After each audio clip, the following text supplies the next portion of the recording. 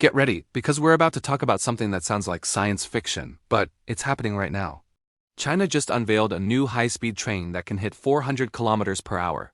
That's almost 250 miles per hour. To put that into perspective, that's like traveling from Los Angeles to Las Vegas in about an hour. This isn't just a small upgrade. It's a complete game-changer that redefines what we think is possible for ground transportation. While many parts of the world are still just talking about high-speed rail, China is living in the future, and this new train is proof. So how did they do it? What does it mean? And why is the rest of the world so far behind? Let's dive in. First, let's wrap our heads around some numbers that are honestly hard to believe. China has built over 45,000 kilometers of high-speed rail lines. That's not a typo. 45,000. That's more than the entire rest of the world combined. Think about that for a second. Take all the high-speed rail in Europe, Japan, Korea, and everywhere else, add it all together, and China still has more. And these aren't slow trains masquerading as high-speed. Their main lines regularly operate at 350 kilometers per hour, or 217 miles per hour. The sheer volume of people using this network is staggering. Every year, China's high-speed rail system carries over 2.5 billion passengers. That's billion with a B. It's like moving a third of the entire planet's population in a single year. And perhaps the most mind-boggling fact of all, they built most of this incredible network in just about 15 years. From the early 2000s to today, they went from having virtually no high-speed rail to dominating the globe. Let's compare this for a moment. In the United States, high-speed rail is still mostly a concept. There's basically one shorter line, and progress on new projects is famously slow. Even Europe, with its well-established train culture, has a network that is fragmented and, when combined, is still dwarfed by what China has accomplished. It's not just a small gap, it's a chasm. China is playing a completely different game. To make this real, let's look at an example that sounds totally fake but is an everyday reality for millions. Let's take the journey from Beijing to Shanghai. These are two of the world's largest megacities, separated by about 1,300 kilometers, or roughly the distance from New York City to Orlando. If you were to drive this, you'd be looking at a 12 to 14-hour trip, assuming you don't hit too much traffic. Before high-speed rail, the old train journey was an overnight affair. You'd get on in the evening and wake up in a different city. But now, with the high-speed rail, that same journey takes just 4.5 hours. 4.5 hours. This has completely transformed daily life. You can literally have breakfast and a coffee in Beijing, hop on a train, and be in Shanghai in time for a business lunch. You could finish your work, catch an evening train, and be back home in Beijing the same day. This isn't a special once-a-year trip for the wealthy. It's a normal commute, a standard way of life for business travelers, tourists, and families. It connects the country's economic heartlands not just in theory, but in practice, making two distant cities feel like neighboring suburbs. So what about the trains themselves? These aren't just fast, they are marvels of modern engineering. The flagship model is called the Fuxinghao, which translates to rejuvenation, and that name is fitting because these trains have rejuvenated the very idea of train travel.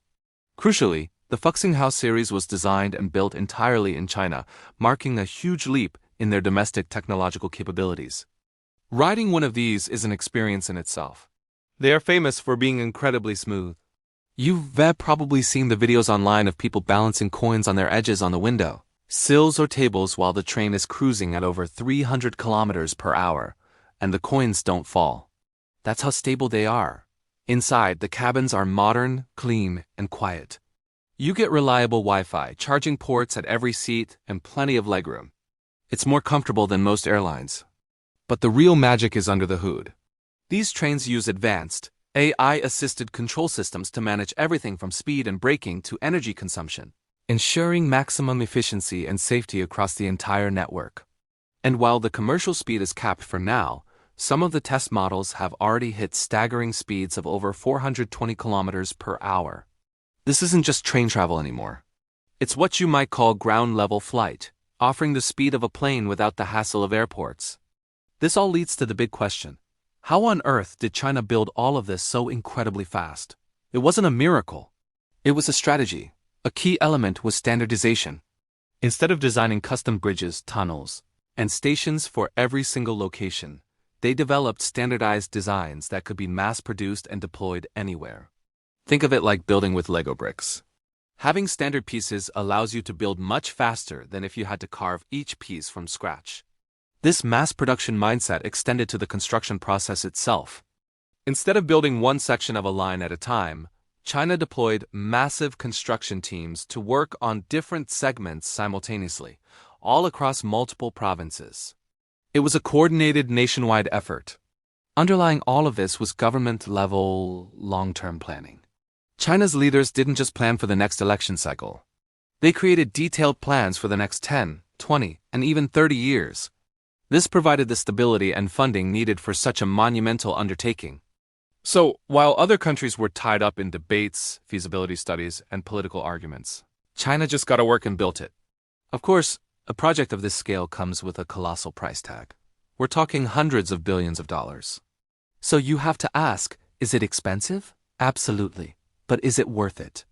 The answer seems to be a resounding yes. While some individual train lines might lose money in the short term, the overall economic ripple effect is massive.